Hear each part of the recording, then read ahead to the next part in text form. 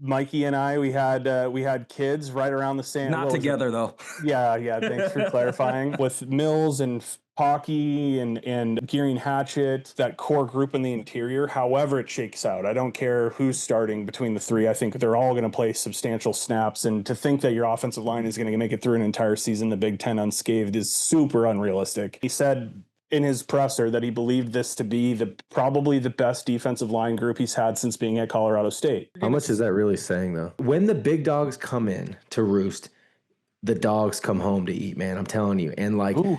Ohio State is in for a rude awakening. I know Julian Sand has to play Texas first game. Fellas, it's been a long time since the Oregon loss. How are we feeling? Izzo, talk to me. Feels so good to be back. You know, life events. Mikey and I, we had kids right around the same. Not together though. Yeah, yeah. Thanks for clarifying. I'm so excited to put last year behind us because we were so close in so many games. Obviously, that team wasn't, one of those Husky teams that we're super proud of, but the schedule that they faced produced, a possibility of sniffing 8-9 wins. If you include the bowl game and losing in friggin' triple overtime or whatever. So I'm excited. This is a new year. It's fresh. I'm pumped. I can hear it in your voice. You seem super stoked. Noah, what about you? Man, the dogs are back, man. I already booked my New Year's 6 flight, middle seat, no refund, man. I'm ready to go. Izzo, you hit it, man. It feels a lot like 2023. You kind of knew what you were getting yourself into, but I don't think we thought it was going to, go into a 10 win regular season, 11 wins with the bowl game. With a 3-headed monster, the law firm, of Williams, Boston, and Coleman, man. I mean, we got the weapons. Do we have the trenches, man? That's the question. We got senior laden players. We got true freshmen starting. I mean, it's gonna be a good season, man. It's gonna be fun. Yeah, and I think you are referring to actually 2022 because 2023 was our. That's what I was wondering. Like, what you? Oh yeah. 2023 was our championship run, but still, the 2022 season I think is actually you're hitting it right on the head. That's how it feels like. There's a lot of unknowns, but you see a lot of talent and a lot of really good things. So now it's a matter of how it shakes off. So let's dive right into this, fellas. I mean, we're looking at this season. Let's project what we think's going to happen. And so I'm going to start with you on this one. Do you see us as a playoff team, as a contender, or are we just another 6-6 bowl team? How do you see us shaking out this year against the Big Ten, which proved to be difficult last year? So you rewind a month ago, I was pretty staunch on 9 wins, feeling like safe, but also bullish, like kind of right in the middle. And I felt really confident on that. And then I don't know what exactly it was about hearing how much faster Denzel looks in camp when he came back that was like, you know what? I think I'm being too guarded in this position. I think that with a quarterback who can run a 4.4 with the experience that he gained last year, albeit small, the steps forward that I perceive happened on the offensive line, and I think that you guys did too. The depth on the interior defensive line in the Big Ten, the fact that you can go too deep on the offensive line and feel okay, and the fact that you have a potential first-round wide receiver and a potential first-round cornerback, and on the other side, a 6'4" cornerback, a stud linebacker you brought in from Wazoo, a very deep safety room. Like, what exactly is why do I think that we can't get to 10 wins? And that's why I'm moving officially right now off of 9 wins to 10 wins. Oh, it's marked. You gotta put the glasses on for that, baby. Yep. Put the glasses on for that one. The Big Ten and the SEC especially, those two conferences are one in the trenches. And I really believe that. Do I think we've done enough on both sides of the ball to be able to win in the trenches week in and week out? I actually think we do.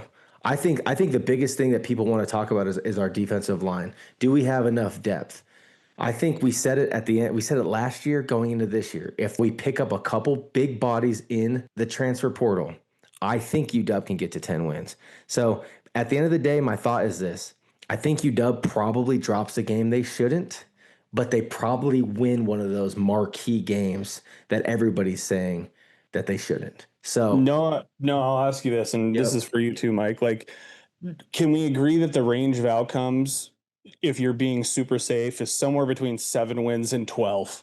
if we're being like super wide ranging. Pull the schedule up real quick. That's the Colorado State one. Pull the other one up. That's the Colorado State schedule. Pull the UW schedule up. Yeah. Because thank you. I think you're definitely right. I think that those 7 to 8 win scenarios, I think, are if our offensive line is struggling or we're dealing with massive amounts of injuries. Because I was looking at every game. Let me ask. This is a real good question too. Do you guys see any game that we couldn't win that you're looking at it like, no, there's no way? No, I actually don't. Let's just break this down really quick. You go Colorado State, UC Davis, Washington State. You should be 3-0 going into Ohio State. Yes. I promise you, I've said this for the last couple years. I say it a lot. But Montlake in a marquee matchup is bonkers. Ask Michigan State. Yeah. I mean, ask multiple teams. Ask Oregon. Ask Michigan. Yeah. I mean, when the big dogs come in to roost, the dogs come home to eat, man. I'm telling you. And like Ohio State is in for a rude awakening. I know Julian Sand has to play Texas first game, but this is his first true road test. Yep. And the biggest thing I see is not even his first road test. This is the first road game of his career. Good call. Yep, it is. So, I mean, you guys can keep it going, but I mean, that's if we can get to 4-0. If we can get to 4-0, man, I think you start to see Damon Williams. You start to see, and I'm not even saying these guys don't believe, but I'm talking you start to get that snowball momentum, effect. that snowball. Exactly. Yeah. That's what happened with Penix, where once he started winning, all the bounces started going our way. And that's what momentum and confidence will end up doing to you. And I think you're right. Once it hits, if we can get past Ohio State, that's going to shoot us through those Maryland, Rutgers, Michigan, Illinois type games where you're like, hey, those are the games where you could see it going either way. And we're going to be, if that's happening, then our offensive and defensive lines are playing where we expect them to play. You know, not to go too deep into an analysis of one game, but if you obviously Ohio State is the marker and the benchmark for how the rest of the season will look, right? It tells us a ton about the whole team. And the way that we match up, Ohio State has arguably the 2 best college football players in the entire country, and Caleb Downs and Jeremiah Smith. And the way that we match up is that if there's one corner that could match up, like, I'm not saying that he's going to match up and shut him down. I'm not saying that. But if there's a guy that can present challenges to him, it's a 6'4" Takario Davis.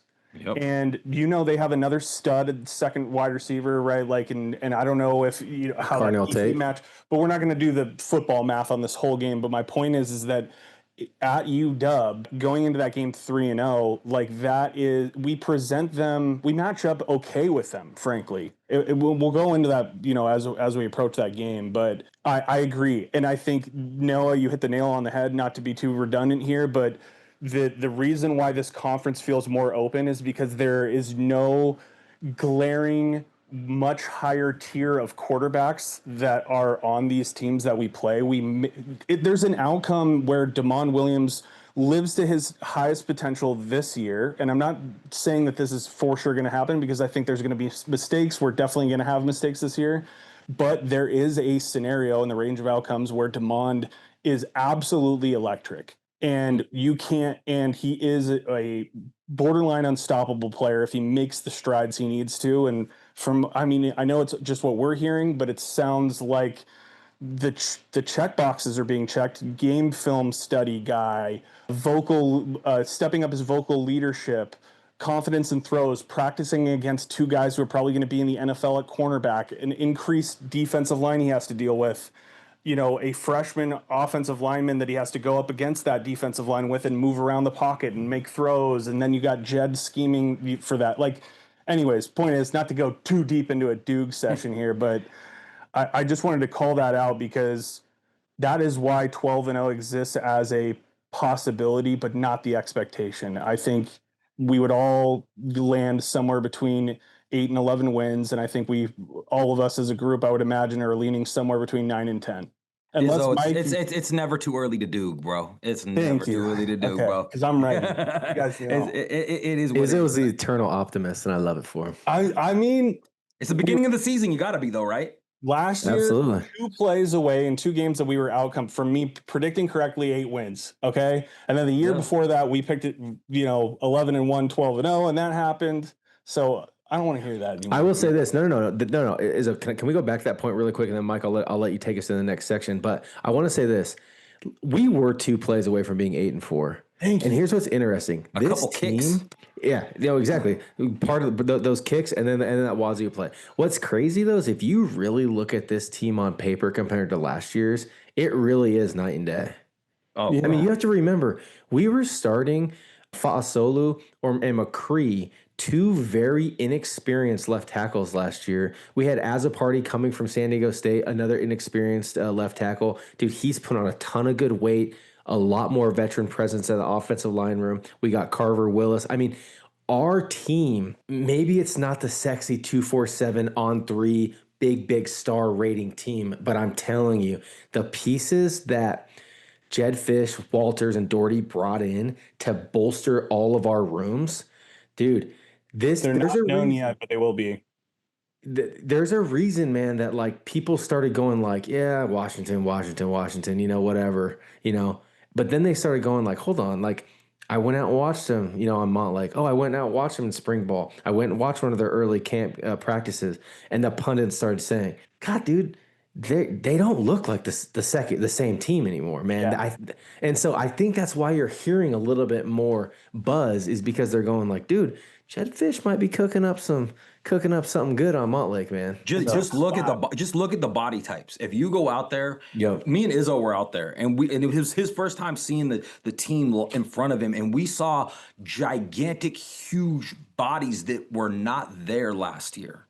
Yep. And these were the freshmen. These weren't the guys that were already starting.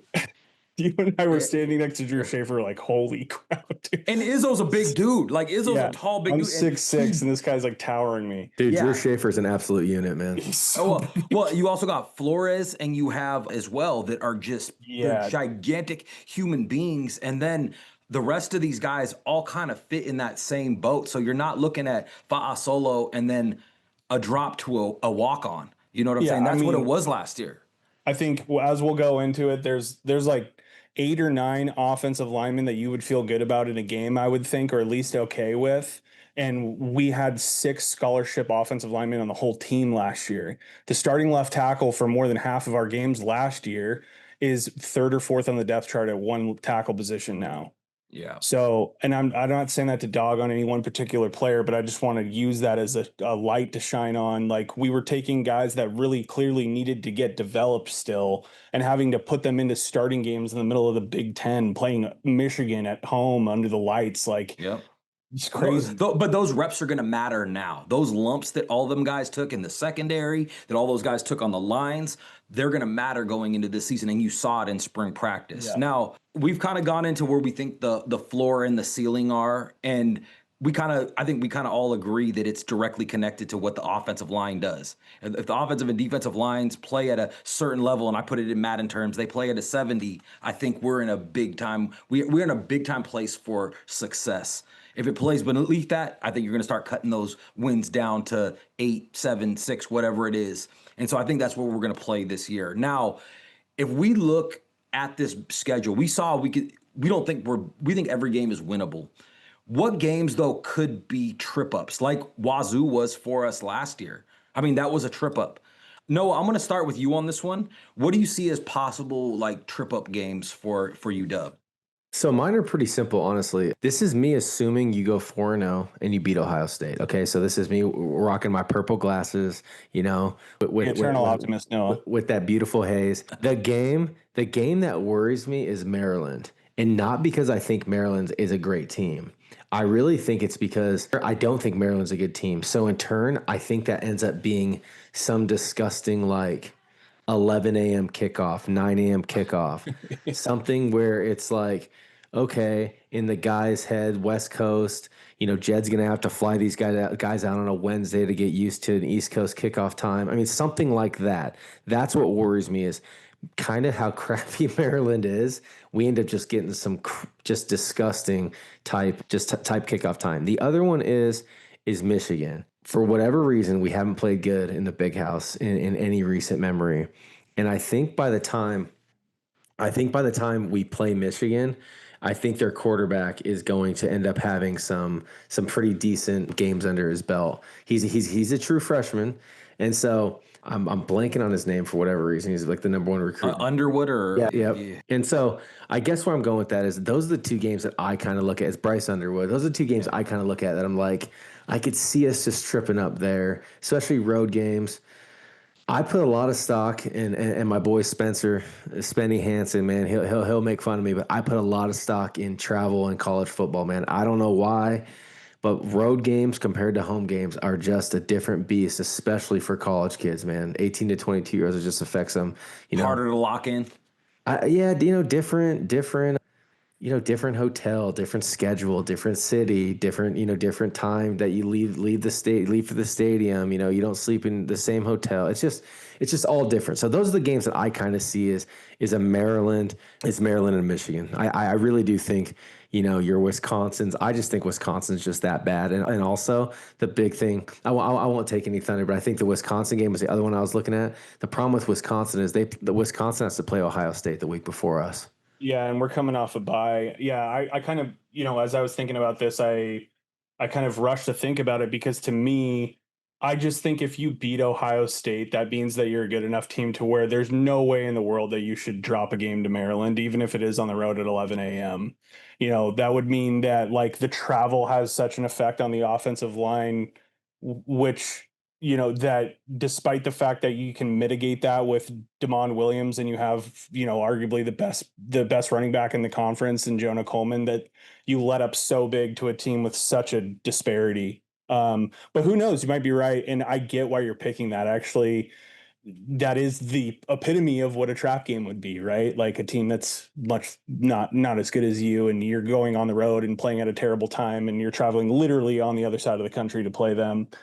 So I do like your Maryland pick. I said Wisconsin just because, away environment, and they're always going to be a tough team. I don't say I have any big logic behind it besides the fact that it's a road game against a team that I would think has to be good. But I know that if they're not, that their coach is potentially gone in Fickle. But I said Wisconsin. And the other one I think that gets a lot of hate right now, but quietly has some really good position players is UCLA. I agree with you on that one, on the UCLA one. That's the one that I feel with. Yeah. At the Rose Bowl, we just have a history going down there. And Miles Jack scored again. I swear to God. That's a great call, buddy. Who knows how good Nico is? Also, that's game 11, and who knows what injuries look like. So, I mean, I don't have a ton of rooted logic here. I really think we can win all these games, and you can't, in a trap game that's going to come up and bite you, choose Ohio State. And I also felt like I wouldn't choose at Michigan just because it's the big house.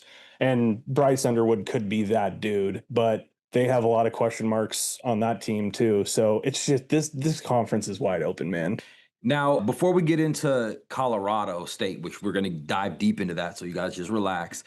Do we have any? What are our hot takes? Ooh, hot takes. The position players, the battles, and how do you see these guys not just shaking out the season, but also how do you see them shaking out in the starting lineups or backup roles, or how do you see them playing? Izzo, let's start with you, man. What are you thinking? There was an or listed next to Raiden Vinesbright and Omari Evans.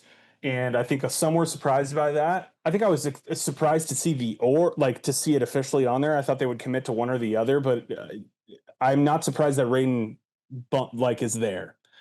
And we saw it in the spring game. We saw the flashes. Kevin Cummings mentioned, it's not an exact quote, obviously, but he said he wanted to see him show up in big moments. And during the spring game, there was enough people there, and it was enough of a moment that Kevin Cummings felt like it was him stepping forward into that. With that being said, I think the talent, the speed, everything is there for him to end up unsittable. Having a huge splash play in one of these first 3 games where it's everybody in the Big Ten is talking about the play that Raiden Vinesbright has, and that is enough to cement his spot as a starter and not have the or anymore. So that's hot take. That's hot take number 1, is that basically, long way of saying that I think Raiden Vinesbright is going to make a splash in the first 3 games big enough to where he is a cemented starting wide receiver for the Huskies as a true freshman. Which would answer a lot of the questions that, some of these national pundits are saying, like Denzel, Boston, and then who so, else? Yeah, which they don't know about Rashid, because I think Rashid is a really reliable number 2 there. But I think the 3 of them, I think that's a whole lot of talent there. The other hot take I have, the young O line, the battle with Mills and Pocky and Gearing Hatchet, that core group in the interior, however it shakes out. I don't care who's starting between the 3. I think they're all going to play substantial snaps. And to think that your offensive line is going to make it through an entire season, the Big Ten unscathed, is super unrealistic. So, but I will say, I think that they elevate to a top 4 rushing offense behind that offensive line, and people consider that a very solid interior group. And I think it's not my first hot take. I will have to give that to Cigar Concierge on Twitter, that John Mills is a freshman All-American offensive lineman. I love that. Okay. And I'll pause there because I don't want to take up too much time, but I've got a couple other. I'll let you guys go. All right, Noah, what are you thinking? What are your hot takes? Yeah, I'm gonna go like a scheme hot take real quick. I mean, this isn't the baby Belichick defense where we sit back on 15 different plays and just hope that the defense makes a mistake, man. This is a multi-front havoc where UW really forces, man, the other team to make mistakes. I think Ryan Walters coming in here, you looked at his Illinois teams, the Devin Witherspoons, the defensive tackle Newton. I mean, they were built, from the back to the front, and I really think Ryan Walters' defense is going to lead the Big Ten in takeaways. Yeah, that's how aggressive I think this scheme is built. My hot take for a player, the newbie, the mullet militia, Alex McLaughlin. Dude, he's going to be the breakout player for this team. By midseason, I think that the Big Ten, Big Ten Network, it's going to be a name that everyone knows, man. I think he's just that much of a difference maker. And then my semi-hot take, okay? And we'll talk about this as we get into Colorado State, some of my matchups I really want to see. But my semi-hot take is, I think this young true freshman we got, 6'3" corner, Dylan Robinson, will end up starting at some point. Ooh. Not so much because Ephesians isn't up to par, Tacario's not up to par. I think this kid is just that good. I really do. I think Dylan Robinson is the next death row dog, and I think that he will be a top 10 pick in the NFL draft in 3 years. Ooh, those are... I love that. I needed the glasses for that. That was shining bright in my face, man. You held that back. Yeah, that's a big hot take. I watched Dylan Robinson during the fall camp, and I thought he was Tacario when I first seen him. And cornerback has a lot of attrition. There's guys that miss parts of games, miss whole games, miss a few weeks, and I think there's a good chance you could see him end up stepping in, even though I do think Leroy Bryant is one of those guys that's probably going to be that next guy up. For me, my hot takes are this. It's similar to Izzo's, where I think by the end of the season, your starting guards are Pocky and John Mills. I think those are going to be your starting guards. I think that's kind of your future, even though I do think Mills eventually ends up at tackle. I think that's kind of universal. I think a lot of people believe that. I have a couple long shot hot takes. One is Ontario Thompson ends up with double-digit sacks. Oh, the kid is a beast. If you watch him in his bull rush, he was sitting 330-pound guys on their butt during the practices. And I agree with you also on, I think Alex McLaughlin is some sort of an all Big Ten safety when the season is set. But maybe not first team, but somewhere in that you're going to see his name fall, because he is a guy that has come in and all he has done is played conspicuous, like Raiden Vine's right, just played conspicuous football that you can't, every time you're taking notes, you're looking up and you're like, wait, I'm writing a note about Alex McLaughlin and he's making another play. Yep. You know what I'm saying? So yeah. I agree with you guys on that. All right, dude, I love the Ontario Thompson, man. He's a monster with a motor, man. I mean, that dude is going to be a difference maker. And dude, I'll tell you right now, Mikey, if he has 10 sacks, you're going to be looking at a top 10 pick too. So, I mean, well, because he has all the size, and he was playing lower level. It's not like he was playing lower level football because he sucked. I'm trying to remember his issues. He went Iowa, so he started at Iowa, then went to Central Michigan, and then now he's at UW. Yeah, and he's a guy that he just seems to be putting it all together right now, and he's been very, very unblockable during spring. I mean, spring was crazy. Him and Rashawn Clark were heroes of the spring. But even during the fall, he's continued to do the same thing. So, all right. Do we have any more hot takes? Izzo, you have any of those other ones I'll you rip want a couple to? off. I think we can throw Zach Durfee into that mix with 10 plus sacks group. I really think that Jacob Lane is going to emerge. There's another quiet, just to stay on the edge group. Like there's another quiet freshman that I was really high on heading into the year, which was Hyde, who made himself. Devin Hyde. Yeah, he ended up on the two deeps. I love to see that. That kid is a stud, man. But his motor is insane, and that's what's going to separate him. Noah, you loved what's his name back in the day, the defensive end for UW. Hey, Ryan Bowman. Yeah, his brother played on the team too. Shane Bowman. Yeah. Dude, the reason why I liked Ryan Bowman was because he never missed an assignment, bro. That's him. That is Devin Hyde 4.0. Absolutely just dialed in. He is born to play ball, dude. Bro, that whole class is really good. Victor Sanchez as well. Oh, yeah. Bro, just look at him there. It's like how you felt when you saw Joe Tryon for the first time. You know what I'm saying? So dude, I've been preaching that in the Discord so much, which is that like I think I said I would come on and eat a shoe if both of those guys didn't pan out. Dude, can I say this? If Ryan Bowman is if Ryan Bowman's 6'5", he's literally still playing on Sundays. He was 6 foot 270. Yeah, he was. And Hyde is 6'5", 260. Yeah, dude, that's what I'm saying. It's like, dude, but that's the type of dude he is. But he has the athletic traits, the build, arm length. You will see, that type of thing. I guess that would be the question mark if you could come up with one. But there's ways around that. But anyways, and there's always going to be some question mark. There's always something. It just gives them something to get over. Just to rattle them off. I think Zach Durfee's going to have his breakout season. I think he's going to stay healthy. I think he's going to do his thing. I think DeMond is going to end up a top 4 in QBR in this conference. And I think Jonah Coleman is the first team all Big Ten running back. They better give him that love because I think he's going to deserve it when it's all said and done. Yeah. All right. So those are our hot takes. Now, let's shift our focus to week 1. It's finally time for football, fellas. The Colorado State Rams are coming into Montlake. And guys, I feel like this is a really, really good first test for us. They're not just a flyby team. I mean, we definitely have a talent gap between them that's very significant. If we're looking at, let's start with our offense, just because our offense is kind of where a lot of the question marks lie. If we're looking at this offense, how do you see our offense attacking this Colorado State defense? And what do you want to see happen that's going to make you feel better about the offense and feeling like, hey, everything is working how it's supposed to? Izzo, I'm going to start with you. Yeah, I mean, look, DeMond, I feel like has taken strides that there's a bunch of things with starting out, talking about game number 1 that it's like, trust me, bro. A lot of these different types of things, trust me, right? Bro. We're like, trust me, man. The offensive line made huge strides. Trust me, bro. The defensive line's going to pop off. Like, DeMond, if anything, if you want to use this as an indicator, look at how Jedd has been talking about DeMond heading into his sophomore year.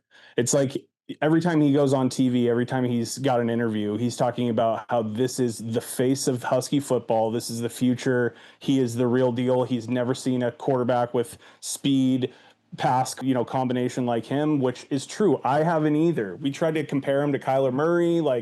There's just no comps for how amazing of a runner he is and how much he can make guys miss while at the same time keeping his eyes downfield and looking for guys like that. So him putting it all together is what I think is going to be a big difference maker in this game. And I think it's going to be the first time that we see where it's like a consistent from first snap to end, where we see somebody stepping up in maturity, like a quarterback like him stepping up in maturity. He's from what I had heard, he's stepped up as like kind of this mini field general, where it's not like Peyton Manning where he's like barking at everybody and commanding this offense, but willing to step up and be vocal. And then obviously you got Denzel Boston.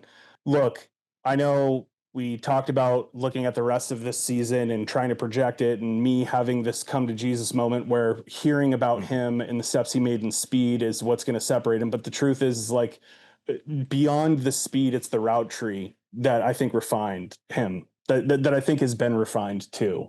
And I just don't, to keep it short, and I'll piggyback on more as we talk more about the offense. I think Husky fans are going to watch those two and get it. It's gonna click, and they're gonna be like, wait a second, when they connect on 5 passes in the first half, and they're like, oh, this is what people were dooging about. Yep. I think you're right. I think especially with the emergence of the other wide receivers, which are flying under the radar because Yeah. they haven't done it in the games yet. He's going to get one-on-ones. And when you give Denzel one-on-ones, there's not many corners that are going to be able to stick with him. I just think there's going to be games, and I think this is one of them because of how this team plays defense. They love to do man matchup, and like a lot of the Bill Belichick stuff last year, it's very similar defense to that, where you're going to see Denzel just be way better than his opponent. Like they just can't stop him. And I think this is the first that we're going to see that. So one thing you said earlier is you talked about like the speed of Damon Williams on the ground. I think what we're really going to see this weekend, and you'll see the first 3 games, is I think Jedd's going to want to see the processing speed of Damon, because I think we all know he can do it, but I just want to see. I think that's just where the identity of this team starts. Like you're saying, is it starts with Damon, and we're going to win through Damon. I know we got Jonah, I know we got Muhammad, I know we got Denzel on the crew, but we're going to win with Damon Williams, and I think you're going to really see Jedd use his horse. And that's what you're going to see. You're going to allow him to see. I think Damon Williams might be a better thrower on the move than he is like just straight up pocket passer. I think that's what makes him like elite of a he's just like that burst is just he almost killed that person on that. But I mean, you know what I mean though? It's just he's so quick, and I just think that Fisch is going to want to see balance, not just from the whole offense, but he's going to want to see it from Damon. Hey, make that throw. Go make a run, make that throw, make a run. I mean, he wants to see him do it on both sides, you know. So that's one thing that I really think that Jedd's going to be looking for in these first couple games. I think that's a good point, man, especially because of the processing side of it is where he needed to improve the most. And I think most freshmen to sophomore year, that's where you see that big jump. Yep. Yeah. So, Izzo, I know you got some more. Hit me with the next one. This dovetails a little bit into what Colorado State does on defense. They like to throw a lot of different stunts and multiple looks up front with the 5 down linemen. It's a 4-2-5 type of situation where they'll put 5 guys on the line as well. Just very similar to last year with Bill Belichick. And I think what I understand from a scheme perspective is that this is a good game to start Girion, because I think where Girion excels for us and what he provides to us on the offensive line, specifically in the interior next to his brother who's playing center, is he's seen a lot. So there's these stunt fronts, these like different formations that they're going to run to try to confuse a young John Mills, for instance. Like having Carver next to John Mills is a big piece of this. I understand why you're not putting 2 freshman guards out there to a degree, not to start. And I think Jedd even alluded to this, that they plan to, Pocky's going to be in the game plenty, in this game. I think it's a really, really good game experience wise for them. And I think that quietly the defensive line, and Norvell called this out, is the strength for them on defense. And he said in his presser that he believed this to be probably the best defensive line group he's had since being at Colorado State. So what I think you're going to see is how much is that really saying though? I mean, I don't mean to throw shade at Jay Norvell or Colorado State, but it's like, that's one thing about Colorado State. I mean, kind of a high power type offenses. You've had your McBrides, you've had your Hortons, et cetera, right? You've had your Romeo Dobbs at Nevada. I mean, always kind of offensive prowess with Jay Norvell. I've never really known him to have you're right to call it out, which is why I think this is a good game to get those reps in, for them to learn a lot about each other in a game, because I assume that Norvell would not be hyping up that group if he didn't think that they had some talent there. And I know it's very senior laden. Like I think they have 2 or 3 captains on their team that are both on the defensive line. And so I just think what I expect to see is some blunders up front. And then what I want to see that's going to be a sign for positivity is them to make the adjustments to settle in. So you're going to see Damon have to bounce out of the pocket right away, right as the ball gets snapped on 1 or 2 plays in the first half, and then they correct it. and then make the adjustment. That's what I want to see from this team heading into the second half. And that will be one of arguably the most positive thing that could possibly happen in this game. It's almost preferred than for everything to go perfect and nothing get learned. Do you know what I mean? Yeah. Yep. Obviously you want everything to go perfect, but I want them to learn in this game. And so that's a key thing for me. I think we should expect to see Quentin Moore play a lot in this game to help with that offensive line with the blocking. I mean, consistently said to be one of the best, blocking tight ends in the country by coaches of his. So yeah, I mean, for now, I think that's really what I want to see the most. And I want to see Jedd be forced into a position in the first half where he has to out scheme Norvell, meaning like there's over pursuit trying to get after Demond, and there's a draw play that goes for 50 yards to Jonah. Oh, I love that. Yeah. We want to see those signs of everything clicking, little things that we critiqued last year, play calling.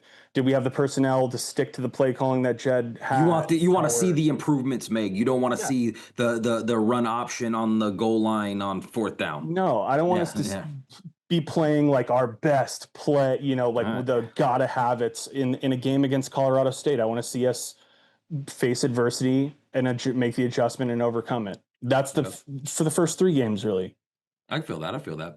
Yeah, before we get into Colorado State's defense, I want to say this really quick is, Izzo and I were talking, about the show, preparing for it. And I was really trying to kind of like close my eyes and envision what this game looks like. And I've already kind of said this with what I think Jedd wants to see out of Demond, but I think as the full offense, I think Jedd's going to want to see a balanced attack against these guys. I could see us even running the ball more than we throw the ball against them because I think in the third and fourth quarter, I think he's going to want us to just exude our will against them. Up front, offensive line, just freaking ground and pound. Dude, welcome to the Pacific Northwest, boys, because, I mean, we're just going to freaking just... 10 ball. Yep. Adam Muhammad, Coleman. I mean, just boom, boom, boom. You know what? To build on your take, because that's actually kind of what my the thing that I wanted to see from this game is I think both Jonah and Adam go for over 100 yards because Jedd's talked a lot in the offseason about wanting to make this a Big Ten offense. And when you play teams that are inferior in the Big Ten, like look at what Indiana did to us last year. As soon as the game started getting chippy a little bit, they started leaning on us with the run, the powers and stuff like that we just didn't have the horses to stand up to. And I think you're going to see a lot of that from the running game because they're going to want to dominate this front and show them, hey, we're a Big Ten team that can play smash mouth football. Yeah, what's interesting about that is that you're going strength on strength. Like you're not scheming on paper like what matchup, because the matchup, if you go offensive scheme against their defensive scheme, there's really glaring discrepancy in talent at wide receiver versus their cornerbacks, in my opinion. Like Denzel getting shadowed by any one of those cornerbacks is like the most exploitable thing. But is it more that you guys expect to see us just run smash mouth and go Big Ten ball on these guys and then I would imagine you guys expect play action. 100%. Right. 100%. Stuff. Yeah. I think you're still going to see Demond throw for 300 yards. I think you're still going to see, I think this is the type of game where you see the stats get padded because we're able to do so many things. At least we should be able to. If we're able to push that defensive line around and we get 2 guys that go for 100 yards, them throwing over the top is going to be what they do when they start trying to stack the box and do all these kind of things. And then all of a sudden your speedsters and your top receivers are stuck in one-on-ones that they are going to win 9 times out of 10. Yeah. I think that one more thing I'll say on this, I expect them to bring like blitz the A gaps and try to get after Demond through the middle against a younger interior offensive line, and also stifle the run up the middle and force us out. Kind of like what teams used to do to Russell Wilson when he was young. You remember that? Yeah, he's not that tall. They tried to get those A and B gaps, man. They try to get him all day on those. That's the logical approach. And if your strength, like you're saying, is your defensive line and that group, then that would be the logical thing. And I just want to see with you guys on wanting to just basically prove them wrong, go strength on strength. And it'll be really interesting to see how they start the game and what they started with on like the first drive. Are they going to pass? Are they just going to go with what you guys are talking about? Because this is a team where I don't want it to be close. And I think if you go smash mouth, you're playing with fire a little bit. I mean, we're much better than this team, obviously, but I just I don't want to be sitting in the third quarter up by a touchdown. I want it to be 2 touchdowns. And I think if we go smash mouth, Big Ten ball, that it could turn into that. But flip side is time of possession. If you know what I could see though too is Jedd has that like, hey, we're gonna come out in that first play, hit him with something deep that scores. You know what I'm saying? Where he's 65-yard bomb right off the kicker. Exactly. Do something wild like that, and then just start leaning on them with the run, because this is also the other thing. If our defense is able to stifle them, we're gonna get the ball a lot. You know what I'm saying? So that's that. And we're not into the defense yet, but that's kind of where I'm thinking when I could see all those things happening at once is getting the opportunities to make it happen. So Noah, before we get into the defense, is there anything else that you want to go over as far as what you want to see from the Washington offense that's going to make you, like I said, be like, oh, they fixed whatever was broken last year, or they're doing what I want to see that makes me think they're going to be successful moving forward? Yeah, I mean, the only thing I'll say, because I kind of already hit my points, but I'll say this. Like I said, balance attack. And remember, guys, we were the 105th ranked offense last year. And scoring, I think, like 23 points a game. And yes, you can move up and down the field in between the 20s. Can you score in the red zone when it matters? And that's how good teams win week in and week out, man. And so that's what I really want to see. If we're getting in the red zone, I want to be clicking at 60, 70% in the red zone scoring. Not just field goals. I want to score touchdowns, man. And these are the games that you have to do it. So that's what I want to see. That was our number one frustration last year, was it not? Yep, absolutely. So if we're going to do this against this Colorado defense, I'm seeing that they have a whole new staff. Izzo, you've gone really into how they're running kind of like that 4-2-5, where you're going to see like a lot of guys in front. Who are a few of the players, though, that we need to watch out for, that you're like, hey, these guys are going to be the guys that are really testing us? Because last year we struggled pass blocking, especially with our tackles. And I know there's a couple of really good edge guys playing on this Colorado team. Yeah. Yeah, they got a new defensive coordinator that runs this 4-2-5, very similar to Stevie B, as I keep mentioning. Bare fronts, crowds the line of scrimmage, A-gap blitzes, stuff like that, leaves corners on islands. And so, Norvell, like we had talked about, is calling out his defensive line as their best position group. He said that he believed them to be too deep at every position. I won't quote specifically, but he was saying we're too deep on the D-line, which it sounds like what they're willing to do is give up big plays and kind of let you try to beat them one-on-one, and they're willing to account, to deal with that. Summers, their new defense coordinator, comes from Western Kentucky. I read an article where he was talking about his philosophy. They have this thing called, what is it? 9 knockouts? The 9 knockouts, yeah, which means that, and I'll read from the article. What it says was, this is a direct quote from Summers. If we were going to play 12, 13, 14 series a game defensively, we want to be able to get 9. Any version of takeaways, 3 and outs, forcing field goal try, or fourth down stops. So they have like a clear identity, which I think, and goal and things like that. It doesn't have, I know that didn't happen necessarily for them at Western Kentucky very much, but still, that's the type of defensive philosophy that you can really get behind and like create an identity as a defense. That's a funny ass thing, because they got into so many shootouts. So if you kind of think about that, they're like, if we let them score on 3, 4, 5 possessions a game, anywhere from 21 to 35 points, we can win because we're being a shootout. So it's just a process. We're okay with mediocrity is my point. If you score 35, we'll score 36. Don't worry. Yeah, hopefully we're not eating our words. I don't think we will be, but yeah. So to answer your question, Mike, they got a couple dudes. They have, like I said earlier, a couple of their kind of their team captains are on defense. Specifically the defensive line. They have McKendy Wakalanji. He's a 6'4", 265 defensive end. They have a grad transfer, plays on the line, off the line. His name is Jaquez Evans. He's a 6'1", 245-pound grad transfer linebacker. And he followed Summers from Western Kentucky. So they lean on him quite a bit. They also have a few guys. Owen Long, he's a sophomore linebacker. He's solid as well. Jacob Ellis is a transfer from Iowa State in that front seven. He's a linebacker as well. Interestingly enough, I don't know if anybody who's taking a look at this depth chart that I have up on my screen, but I wasn't shining a light on the defense here. Anybody recognize this name? Aiden Hector. Aiden Hector. Yep. Aiden Hector from Eastside Catholic. Yep. He was a teammate of Sam Heward. Went to Wazoo. Some drama with him going to Wazoo. He got an offer to Stanford. I won't get into the details or specifics there, but he ended up at Wazoo. Transferred. He's a grad transfer. Plays nickelback for them. He was a good player out of high school. If you guys remember, there was a lot of hubbub about him not coming to UW, and a lot of people wanted him because he had that 4-star ranking, which I think got bumped down, and then there was less buzz, and then there was drama, yada yada.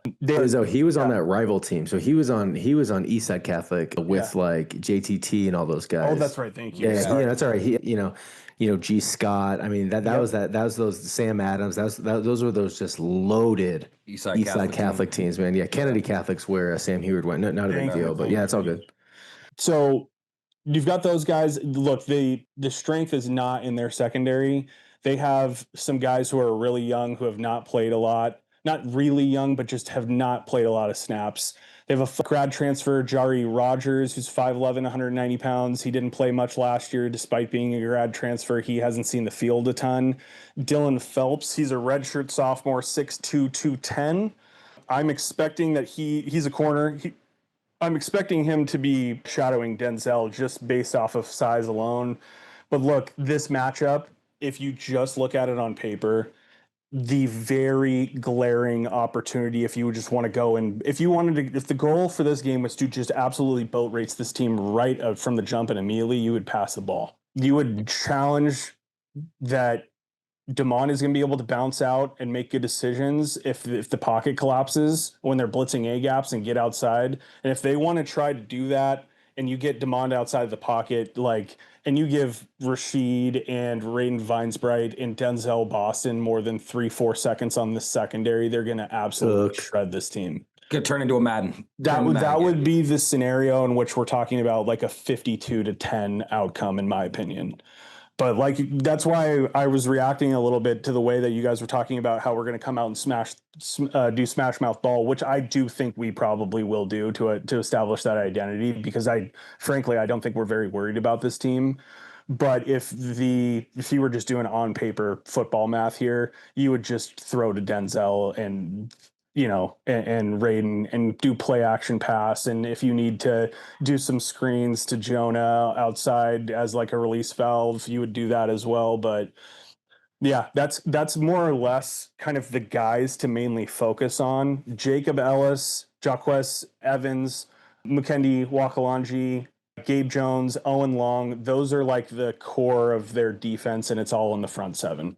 Okay. So, but they run this 4-2-5 type of scheme where they focus on getting fumbles and forcing turnovers, and they're allowing you to beat them deep. Which, if they just did that, good luck with Denzel Boston. And I'll make sure Jedd has your number. That way, if it's not working, give Izzo a call in half, and he's got the plan ready to go. You know where to find him. Overcomplicate this. Lob it to Denzel. Noah, when you're as a former defensive player, when you're looking at this defense and how they're going to want to attack UW, how are you thinking they approach this? Yeah, man. I mean, first off, they only got a handful of starters. I mean, you read like one, maybe two returning starters from last year. And I know what Jay Norvell said about the defensive line being their strong suit, but he failed to mention any other position in his presser. I thought that was kind of glaring. I mean, he was like, yeah, we're deep at D line. He said nothing else about the rest of his defense. And so I think they're going to try to be Noah. He might be keeping it quiet. Oh, yeah, exactly. He's just gushing about everybody else. Yeah. He's like, I'm not going to talk about the back half because they're our hidden weapon. But no, but if I was Jay and I knew that I had a young defense, or maybe not age-wise, but maybe young with them being together, I would try to be aggressive early. And knowing kind of my depth maybe on the back end is shaky, I would really try to create some turnovers, kind of flip the game on its head a little bit, because I know that if I'm trying to take this game out into the third and fourth quarter, I think UW will try to run some tempo on these guys too. And I just think in the end, I know my defense will wear down. And then just from a defensive like philo like thought process, you talk about Izzo's, blitzing A gaps, blitzing B gaps. You gotta have, your Mukendi and Evans. I mean, those guys got to contain Damon Williams. If he gets out on the edges, dude, it's going to be a long day. I mean, I don't care that he runs a 4-4. I mean, these guys can't run with him. So if they don't contain, I mean, it's going to put pressure on the back half. And those linebackers, dude, Phelps and they can't run. They can't run sideline to sideline with Damon, Jonah, I think aggressive early is what I would do. I would try to put some blitz packages together. I guarantee they already have them ready to go, and you would just have to tell your defensive ends, you got to contain this guy, keep him inside this pocket, and let's see if we can make some turnovers from that. Yeah. Okay, real quick, Noah, if you're looking at the matchups that are going to happen from this defense, what are some of these key matchups that you want us to pay attention to? Oh, man, key matchups. I'm really intrigued to see this University of Washington O-line against this defense. Not because I think, like, once again, this defense, I just want to see. I think it all will start up front with those guys. I think that if the UW offensive line can really control the game, I would control it up front. I think they control the game. And then second, kind of like I talked about with like the speed up, I think UW will try to speed them up. I really want to see if these, Colorado State linebackers can they really run sideline to sideline with them. To win this game, I think you got to probably hold Damon Williams under 50 yards rushing. That's a good call. And then do they really then start to go like, oh, we're having some success against Damon doing whatever it is, and then does that open up the running lanes for Jonah Coleman and Muhammad? And I got a little bold take. You want me to hit it with you right now? I mean, it's probably not that bold, but I think Denzel's going for like 7+, 105, and has 2 touchdowns. Yeah, something like that. Safe. Yeah, that's solid. That's solid. Izzo, what about you? I want to see the Girian, John Mills, Pocky battle. Like, I wish I had all 22 to watch the 3 of them and how not necessarily battle it out for 2 spots, but really just how they just do in their assignments because they're going to deal with stunts and, some confusion up front. And that's certainly going to be what Norvell and Summers try to do, is confuse the young interior offensive lineman here. I'm also curious about Carver Willis, and does he just dominate, and look like what probably projects to be a NFL offensive guard, despite him playing tackle with his size? Nice call there. But I'll say one name that you guys might not be expecting me to say, but Landon. I want to see if we watch Landon just be a vocal leader on the offensive line and call out the stunts and call out blitzes and stuff like that. He's done it in years past, but I want to see how much command of this offensive line he has at center. Yeah, the communication is huge, especially with the young guys. And to build on your point real quick, you remember that Joe Moore award-winning offensive line, which Gary and Hatchett and Landon Hatchett were a part of. They both played a lot. There, it's not like it's just going to be those 5. You're right. You're going to see guys shifting in and out. You're going to see a lot of offensive line play. So I think what you're saying with the young guys is they're going to all get a chance to really, earn their stripes. Which I think, Noah, is the preacher of all preacher on continuity on the offensive line. I don't think continuity gets totally, when we were talking about that it was in the context of last year, right? Noah, it was like in the context of starting 12 different offensive line combinations with 6 scholarship offensive linemen. But I think this year, if you have some rotation at offensive guard, depending upon strength of the defense that you're playing, like, I have no problem with that with those 3 guys. I think Landon's a stalwart at center. You've got your 2 tackles figured out. You know who they are: Drew Azzopardi and Carver Willis. If you're rotating Pocky and Garion and John Mills, like, it could be way worse, and that doesn't necessarily screw up continuity, right? Yep, and we also have no idea where the attrition is going to hit. Yeah, where the injuries, all that happens every single year. I mean, the Joe Moore award-winning year, Garion was the starter till he went down, and then he came back and played towards the end. But guys stepping up and guys playing, we just finally have the bodies, and we didn't have that last year. Yeah, and we're not talking about like 3 huge question marks. Like, these are studs. Yeah. Garion had some ups and downs, but he's playing with a broken, whatever in with Oklahoma and all that. So, I mean, Joe Moore Award, offense he was a part of, all that. So I want to watch real quick on your point about Little Hatchet is, dude, it says a lot about not just the staff, but his other teammates. Dude, they made him the captain. Yep. He's one of the captains. I mean, people don't always understand how captains are picked, but usually it's voted on by your peers. And I mean, like, for one of the youngest O linemen he's been around a while, but remember, Carver's older. I think Azzopardi is maybe same age. But I mean, like, it's wild that Landon Hatchett was like the young buck on the staff, in the group for so long, and now he's kind of become junior. Yeah. Well, is he a senior or junior? I think he's a junior, right? He's a junior. Yeah. Junior. Yeah. So it's just wild to see, man. He quickly has kind of become that, that stalwart, that guy who he's the veteran presence now. Yeah, he really is. He's one of the veteran presence, and you've seen it throughout camp and the spring. He's been very vocal. When you listen to him talk to the media, when you listen to him talk to the other players, they're kind of surrounded him. And that's important. Like you said, getting voted by your peers as a captain is a big time honor. That's center as a vocal leader. Absolutely.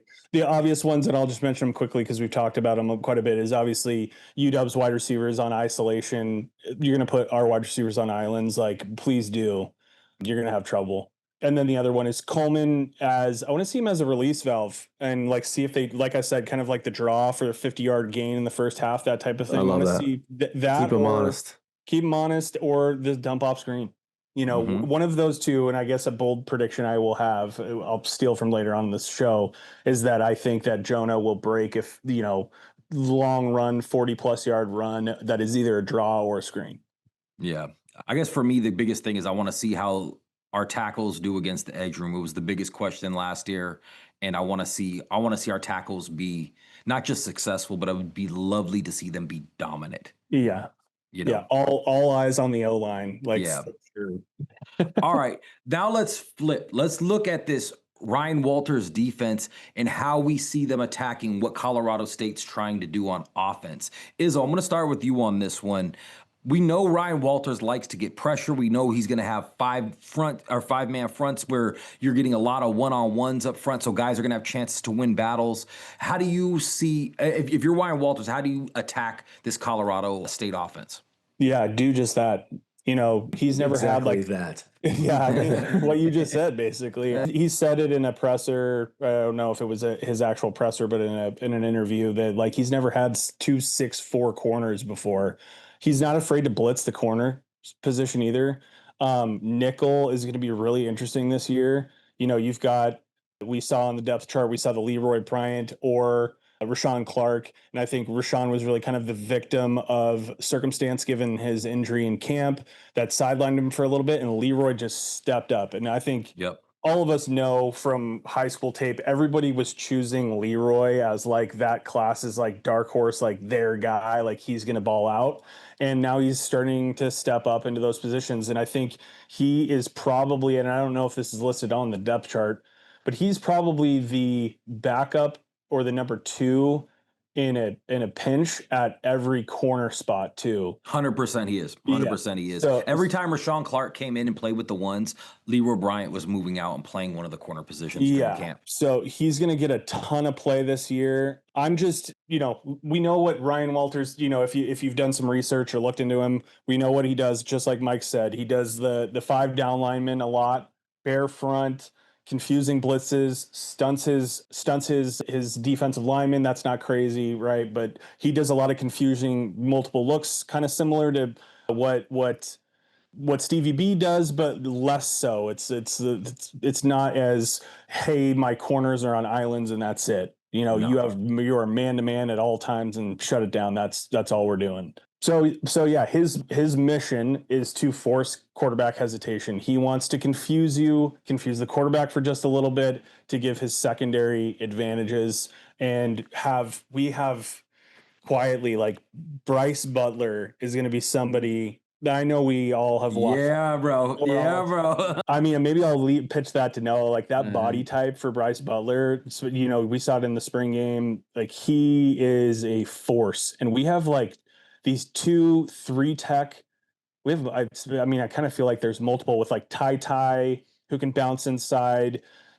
One thing before I go into the guys to actually get excited about, shout out to Saint Dog who highlighted this from the coaches camp. The way that they do their 5 down linemen is like they almost require everybody to be really good at 2 different things. You can't 100%. just be an outside edge guy who can't pass protect. You can't just be a 3 tech who stops the run. You have to be able to get to the passer. Like they call on guys to be able to do everything. You need to be a 3 tech who can bounce outside like a tie and be a pass rusher, and that be your specialist job for that play. But no, like, and I know I'm kind of putting you on the spot. Maybe you weren't prepared for this, but I feel like you probably have some things to say here. But like, can you talk about a little bit the impact in that kind of like you were talking about with Russell Wilson and how they would attack him of having 2 6'5", 285, 290-pound 3 techs on a 5 down man line like that? Like, and what confusion, what you can do, and why that screws teams up so bad. Yeah, man. I mean, I think anytime I hear about a 3 technique, it always throws me back to the discussion that Pete Carroll had when everybody was questioning him on how could you draft Malik McDowell with all of his red flags. Right. And it was because he was a player that could put so much pressure on an offensive guard by, I mean, elite 3 techniques are valued for their ability to generate pressure and collapse the pocket. I mean, that's the easiest and best way to think about it. And I think what we're seeing is, I mean, in all reality, in Butler, this is a compliment. Just hear me out. He kind of came in. You're kind of like, oh man, he's kind of a bad body guy. Doesn't seem like, at his JUCO, was he not really hitting the weights? But then you kind of watch more film and you're like, dude, he's kind of got that quick, twitchy step though. Yep. And then you see him now and you're like, dude, he had some personal stuff off the field, some family issues. And then he's come back, been living in the weight room. Dude looks like a changed player. Yeah. He's like, this is a job for me. This is something. And you see now Bryce Butler looking like that elite 3 technique, 6'5", 295, 300 pounds. Dude, the biggest thing with him is that he has that a lot of guys don't have, especially that go under the radar. He's got the long extremities, man. Long legs, high waist, long arms. I mean, dude, he can disrupt running lanes, man, cause disruption in the opponent's backfield.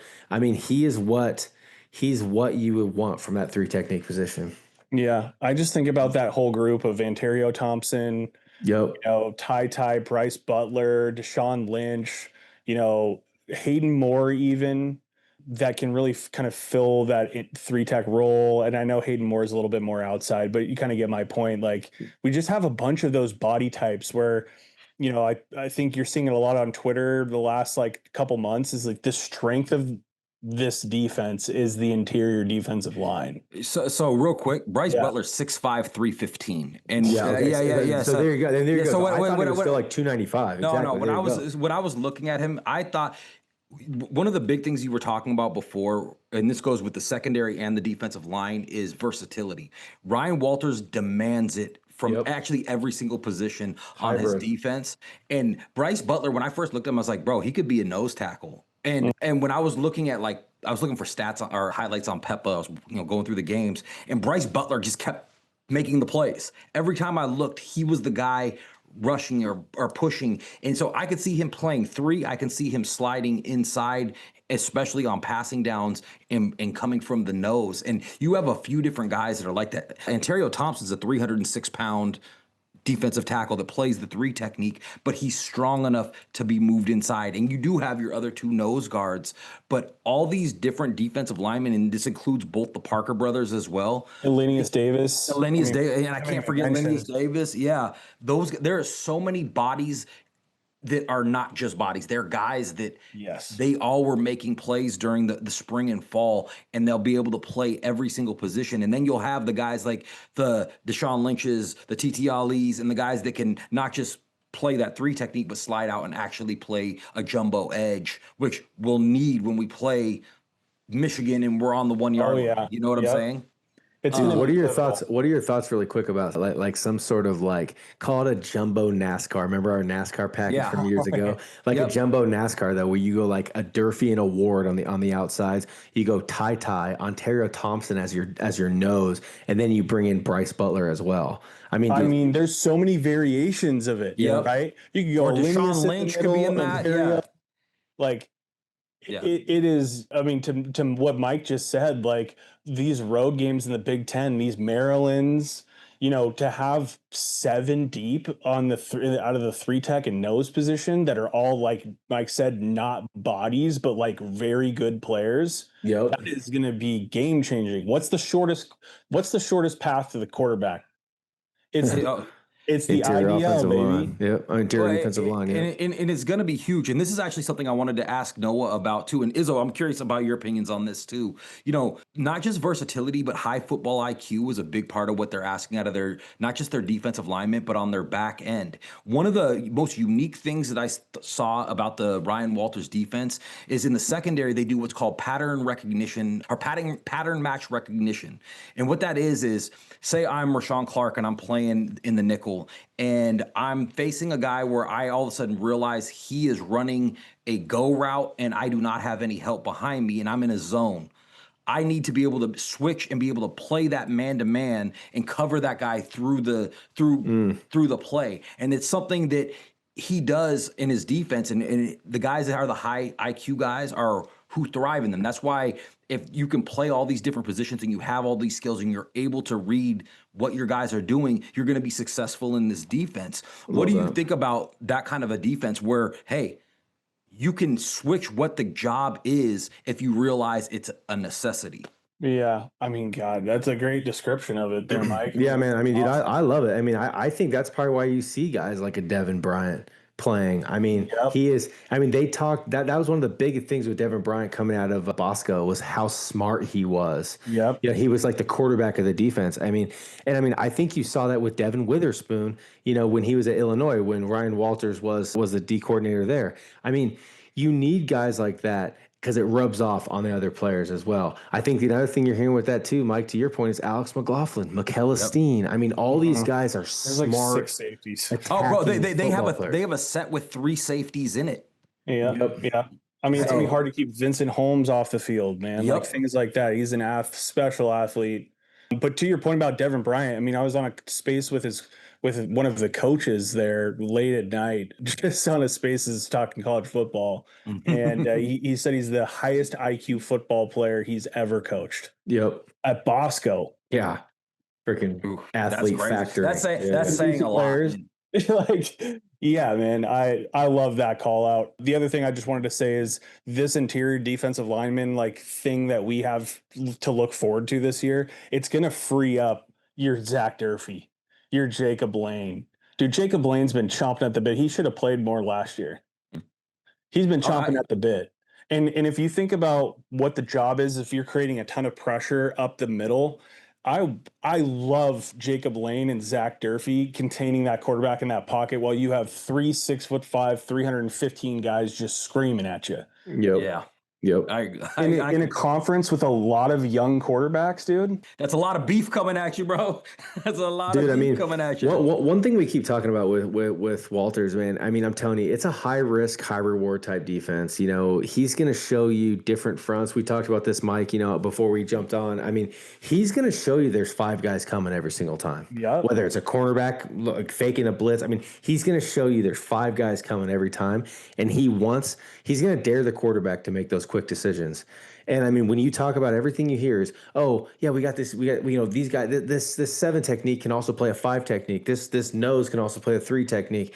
It's this hybrid defense because we don't want to have to run guys off the field. We want to be able to show a different front, but then get right back into what our base set or whatever it may be. So, I mean, that's the biggest key and biggest piece that I've seen with the Walters defense is he's going to show you a lot of stuff. 4-2-5 hybrid to start, flex into a 5-man front, but he's built to confuse QBs and force mistakes. Absolutely. Yeah. That's why you have to have Deshaun Lynch be able to cover somebody, in running back out of the backfield or whatever it is. Absolutely. Yep.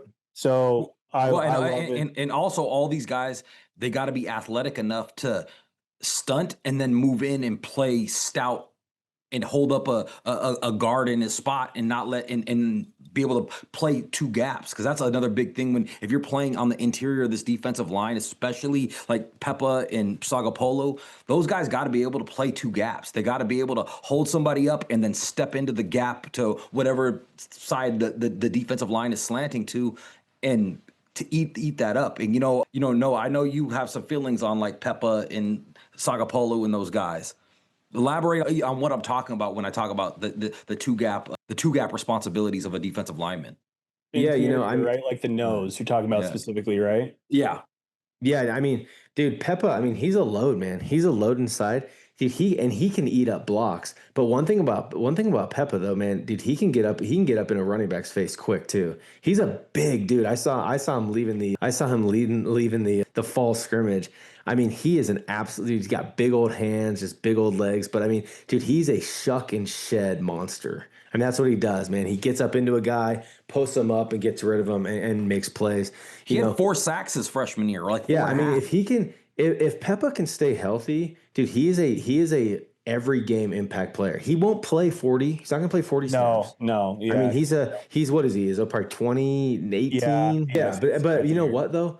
Really quick before we get off of these guys, the big thing with Peppa that is huge is kind of the rise of Logan Sagapalo too. I mean, dude, he was just this big, strong, like, he's like I don't want to say it wrong, but he's like a 600-pound bencher. I mean, he is a monster in the weight room. And his dad, I think, is a big power lifter, and so he's been lifting for a long time. But I'm not sure he ever really like put it all together, right? But I think he's finally kind of there. I mean, he's a senior. He's a Utah kid. I mean, he's finally kind of putting together 340 pounds. I mean, so that rotation, with Ontario Thompson, those guys, I mean, dude, it's exciting, man. I mean, it's gonna be a problem. Yeah, it really is. It's gonna have fresh bodies all year. Yeah, and it's nice to have that for a change after everything we saw in the attrition we had to deal with last season. Dude, we haven't even talked about my biggest kicker, and this is still my biggest kicker. It's been my kicker for all off season. If the Parker twins are healthy, I mean, I'm serious. We just named, how many guys did we just name? That's why I'm laughing, because it's like, dude, we have like 8 or 9 guys. and I'll tell you what, the 2 freshmen, Smith and Macon, who are behind them, and Davis, they have these guys coming up beneath them that are, I mean, if you look at Caleb Smith and Dominic Macon, bro, they look the part too. Oh my, dude, they're gigantic. Caleb Smith. Dude, we're not going to get him tonight, but dude, that dude is an absolute truck. I'm going to say this right now. I think he got missed coming out of the South. He had to. He's going to be hard. He's going to be hard to keep here. I'm just going to say that right now. Yeah, I mean, Kaufusi, the coaches that coach with Kaufusi like adore him as a guy who develops, and he's got some, Picassos in the making in those young guys, but. Should we get into this? I mean, we haven't even talked about Budal. I feel like we've talked about this entire defense. I'll just want to make one comment quick about both of those guys before we move two groups before we move on. One is like Budal quietly. He's the best linebacker on the team. That guy, he is going to be a stalwart in the run game past those big defensive linemen. And the safety room is just like we've talked about Alex McLaughlin, but you have McElestine, CJ Christian, Vincent Holmes, all of these guys in camp. It's a struggle to decide who is going to win those battles. And that's not an indictment on any of them. It's all just like we have all these capable players. We're really deep at safety. We're really deep at defensive line. But I mean, just to put a bow on it, like you don't hear us talk. We are Husky fans and we bleed it and we let it show through. But we have not talked about position groups, quite a bit like this on the interior defensive line. Like it's been like since the wide receiver group we had with Rome and them. I mean, I'm not saying that we have like 3 top 2 round guys, but like that's how much upside there is in that group. It's going to be really, really difficult to deal with that and 2 NFL 6'4" corners. No, and the biggest thing is nobody's going to see it coming because It literally, they've been put together, and if you haven't been out at practice and you haven't been watching, you don't know how good they are. It's not going to be a secret for long with staffs, but all of a sudden you're going to be like the secondary fans who are kind of a little bit more just watching from a glance. They're going to be like, how is this team? The Washington Huskies have the best defense in the Big Ten. What happened? You know, that type of thing. Oh, that would be awesome. That would be. I will say this really quick and when we can move on, but I want to say this. With the amount of NFL scouts that have been at our practices all fall and spring, it shouldn't be that crazy. And I know everyone doesn't get that information, but there's been a boatload of NFL scouts. People know there's a ton of talent. And I'm telling you, man, the secondary is really like that heartbeat of that defense. And I mean, having a true lockdown corner in Tacario, I mean, you having that, and then you have Priceock, and then you have the safeties we have, you know, McLaughlin and Esteen and Leroy Bryant, and I mean Clark. I mean, it's if you have that much protection on your back end, it just allows your front end to just run free, man. Yep. We haven't even been able to talk about the Colorado State offense yet. Well, that's what I was gonna get into next. And this is the final thing before we get into is I talked to Tacario during the spring, and I said, Tacario, you gonna be a all Big Ten corner? And he looked at me and he said, hell yeah. Yeah. The kid is hungry. The kid is hungry. So now let's shift to the Colorado State offense. Izzo, I'm gonna start with you on this one. What is the identity of this offense when you see them on film? They're air raid. I think Norvell called it out in his presser that they feel more comfortable with Braden Fowler Nicolosi under center. They feel like in year 3 for him, he's seen a lot now. He called him the face of their program. So he's putting a lot of, you know, kind of weight into this kid, and they need him to throw less picks. I mean, the problem is that that's a good point. They had the Torrey Horton, you know, effect. And I know Noah wants to talk about this too, because he's a dog for the Seahawks now, and he looks fantastic. Yep. But they're going to have to spread the ball out, and they don't have somebody who's a top 3, you know, round pick at wide receiver. They have a bunch of guys who, I'll give this to them, they have a lot of guys who are really specialized and pretty decent at what they do. They have Tommy Maher, who's a slot wide receiver who, like, the Colorado State fans who really pay attention to Colorado State, they love this kid. He's always open, kind of like a Wes Welker-y type. And then they have the speed guy in Jordan Ross. He's their vertical kind of threat, if you want to call him that, compared to these corners that he's going to be going up against. And they have Taylor Lanier, who's like the outside size guy. Now, with that being said, they're going to run more 2 tight end fronts because out of necessity, because they have these 2 kind of like pretty good sized dudes who they feel is like kind of release valves for Braden. And I expect there to be less like chuck it and pray downfield for Horton, because they don't have Horton anymore. But they're going to spread the ball out. And this, one of their tight ends has got to be, I guarantee you Noah follows him throughout the rest of the year, because he's going to be on the all names team, but he's also from Air Force, went to college there and FIU, Rocky Beers. Dude, living that Rocky Beers. Rocky Beers, baby. Rocky Beers. You've got him and Warren. They very much like those 2 tight ends. I think they named one of their interior offensive linemen, who's a redshirt sophomore, Tanner Morley, as a captain for the team. He's 6'7", 325 pounds. But when I see that, and you're Colorado State, and you have a lot of transfers from this, you know, transfers coming in, and you named a redshirt sophomore as your captain on your offensive line, it to me screams an exploitable opportunity for us. Like, I think our defensive line can absolutely dominate in this game, especially in the second half. I expect us to have, and I'll just come out and say, I guess, one of my hot takes, I think we're going to have easily 5+ sacks in this game.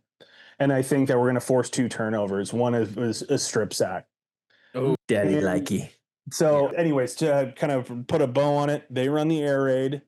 They're going to be a little less air raidy, and they're going to run more 2 tight end sets because they trust these 2 tight ends, and they have specialized wide receivers and some release valves built in with this slot receiver Maher that they have. So you'll see a lot of dump offs to him. I don't see them taking a lot of shots to the outside unless it's out of necessity because they're down huge. but that's kind of what I see. They really need this Braden Fowler-Nicolosi kid to like shore up the interceptions, despite the fact he had some in garbage time last year. He just has to.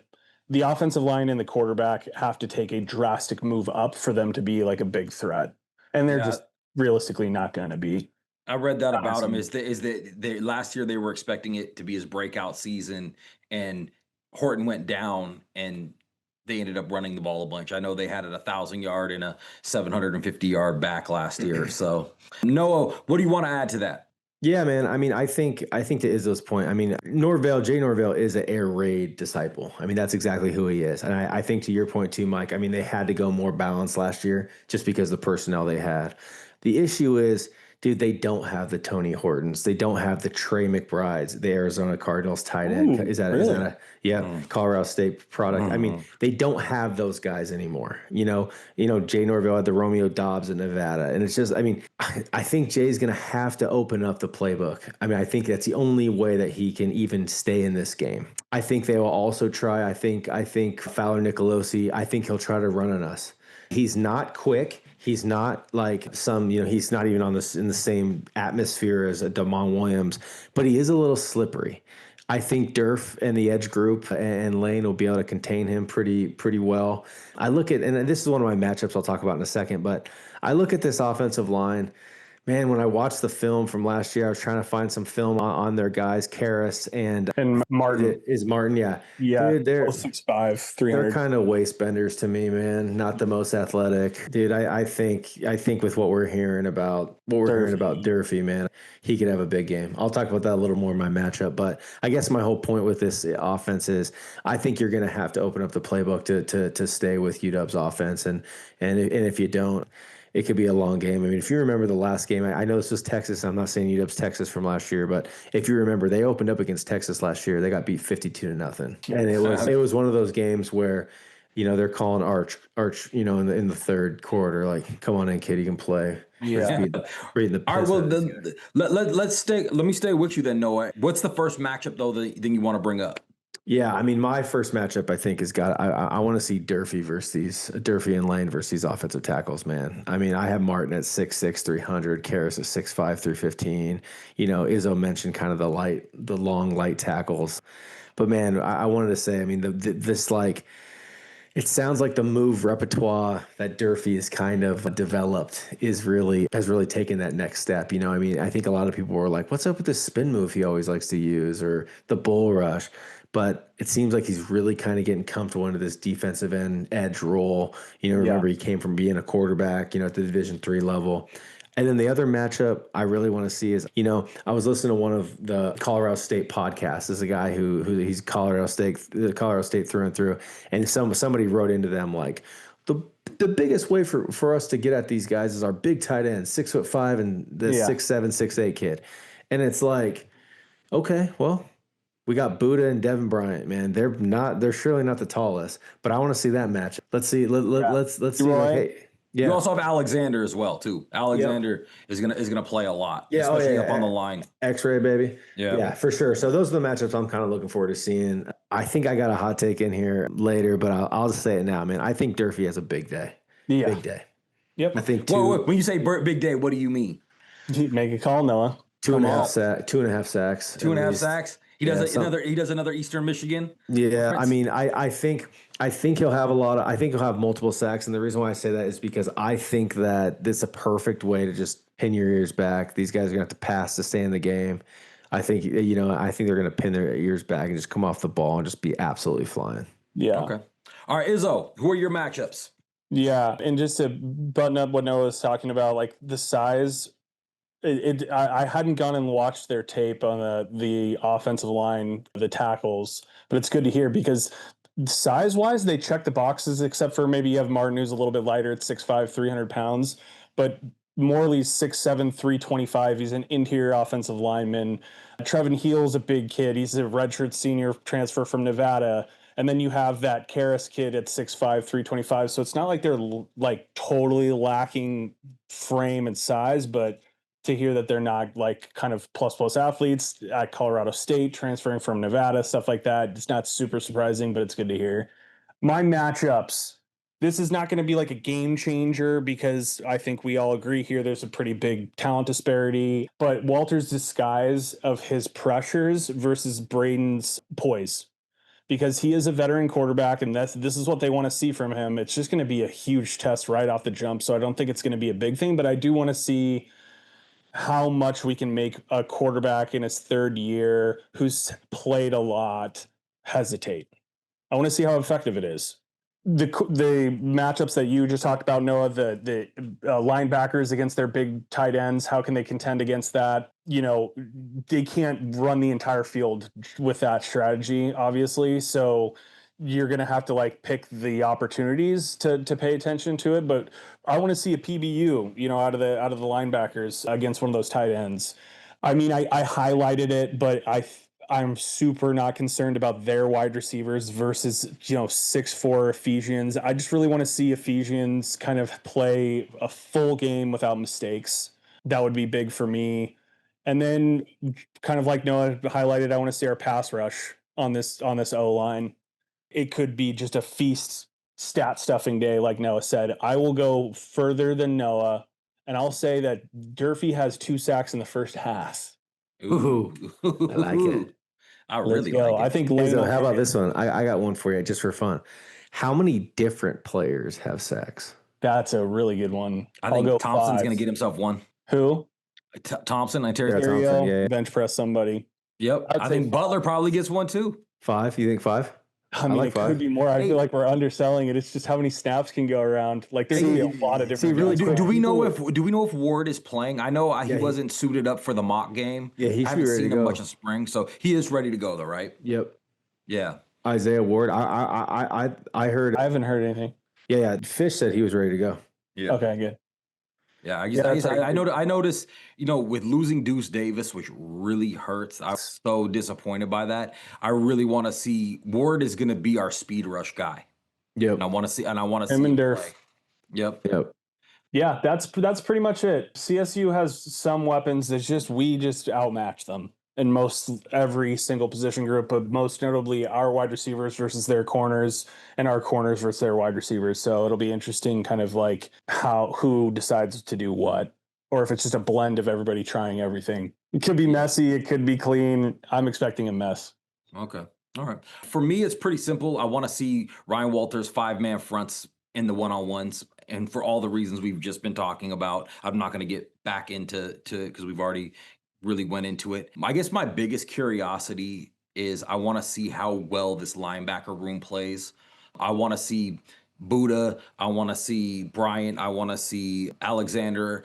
I want to see them all making plays. And because with these 5-man fronts, they're going to get a lot of lanes to make tackles, and not just tackles 5 yards down the field. I'm talking about making plays in the backfield, and I want to see them be hungry and be decisive when they're shooting their gaps and getting to where they have to get. And I want to see and this goes along with this, I want to see the defense be stout up the middle. One of the big weaknesses we saw last year was people being able to bully us up the middle. And I know Colorado State shouldn't be the offense to do it, but that means that we should see it even more. We should see us be able to shut them down on everything up the middle. Yep. So, all right. Let's start getting into the wrap-up of this. What are our score predictions for this game? Izzo, I'm going to start with you on this one, man. How do you see this game shaking out on the scoreboard? Cranking and banking, Izzo. Let's go. Okay, I got you. Bettors, get ready because this is an absolute surefire lock. Ooh. Locked. These sunglasses back on. I think that in the first quarter, it's going to be competitive as both teams feel each other out. I think Norvell, if I was him, I'd be trying to control the clock. And I think on their first scripted drive, they're going to have some success just because everything's going to be timing. And I think it's going to be tight in the first quarter. And then at some point mid to halfway through the second quarter, the dam's just going to fall through and the dogs are going to start barking. It's going to be way too much to contend with. Oh, we saw it was purple. Yeah, it's gonna get ugly about halfway through the second. Huskies on offense. I think the protection is gonna settle. I think our deep shots land. I think you start to see DeMond and Denzel and what they can do. And I think Walters sends a corner blitz late, and I think that ends the game.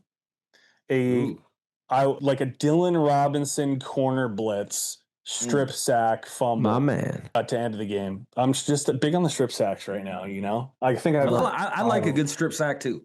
What's your score, Izzo? I've got UW asserting their Big Ten identity and making noise, but it because it's a late push into the second, you know, it could be like 7-7, 10-7 in the second quarter, and then we bust it open 17-10 type of thing, and then we go into the second half and just dominate. I got 41-17 Dogs. The Dogs. That is a nice story. I appreciate that story. All right. I hope if it plays out that way, I will definitely be a happy man. All right, Noah, what about you? All right, I'm easy. I just think we're better. I just think we're better all over the field in all three phases of the game, man. I think Walter's first game wearing the purple and gold, dude, and that defense is going to want to come in with a bang, and we create 4 turnovers on defense, 1 leading to a touchdown. Defensive touchdown in this game. I get BFN, the Vetty quarterback from Colorado State. You know, I get that he's good. I get that Norvell's talking him up, but I just think UW's defense is way too much. I think Williams ends up with a field day with his legs. And I think the legs and the running game, I think just ends up opening up the passing lanes, you know, for Denzel's big day. 7+, 120 yards, 2 tutties, UW 45, Colorado State 13. I thought you were about to go like 64. No, not that. So, well, all right, I respect it. All right, so now for me, I think this is big for Jedd Fisch. You know how Jedd Fisch came out last year with that shirt that said, "Hey, where are we?" when it was like when the top 25 dropped and there was no UW. Yep. I think Jedd Fisch wants to make a statement in this game. I think he wants to prove to the Big Ten that we're a Big Ten team, and he's going to show it off. I think he's going to try to go up early, and I think he's going to go up big. I think that's going to lead to us playing a lot of backups in the maybe late third or early fourth quarter. And I think you might see Colorado score a couple touchdowns against our backups. But I think we're going to run up the score early. I'm seeing UW 56, Colorado State 21. Take the over. Yep, take it. All right. Is there anything else you guys want to get into before we call this a pod? Dude, it's been fun, man. We're back, boys. I'm so excited to be back, you guys. This is going to be such a fun year, man. It is really about to be a blast, and it's nice to have all the players to be able to make it a blast. Now, make sure you go hit the like and subscribe button, leave comments, all that stuff. It really helps us boost the algorithm and get us in front of a lot more eyes. Also, make sure you go and click on the Discord. Where are we at right now as far as membership? We're at 2,900 plus. We're at 2,900 plus. No bots. That's kicked out all the bots. Yeah, Izzo's in there with a whip cracking on the bots. There's no bots. But we're at 2,900 strong, and it's free to join. We have a small fee if you want to join that VIP room and get all the best info on anything Husky football. And I'm talking about weeks before it drops. And if you don't believe me, go look at the testimonials in the Discord. They will tell you themselves. You don't have to take my word for it. But hopefully we're looking at a big time win this week for UW. But make sure you guys join us next Monday. And as always, go Dogs. Go Dogs, baby. Yep. Go Dogs.